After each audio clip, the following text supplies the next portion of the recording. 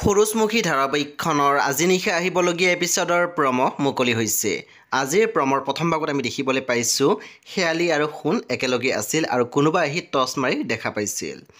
তাৰপিছত আমি প্ৰমত দেখিবলৈ পাইছোঁ এজন ব্যক্তিয়ে কৈ আছিল এইৰ কাৰণে আমাৰ গাঁৱৰ গোটেই মান সন্মান শেষ হৈ গ'ল।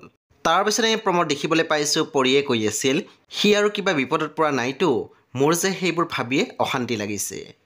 তাৰপিছত আমি প্ৰমত দেখিবলৈ পাইছোঁ গাঁৱৰ মানুহ এজনে কৈ আছিল তোৰ বাবে গাঁৱৰ ছোৱালীৰ জীৱন ধ্বংস হ'ব নোৱাৰে, সেয়ে তোৰ শাস্তি হ'বই, তই শেৱালিক বিয়া পাতিব লাগিব।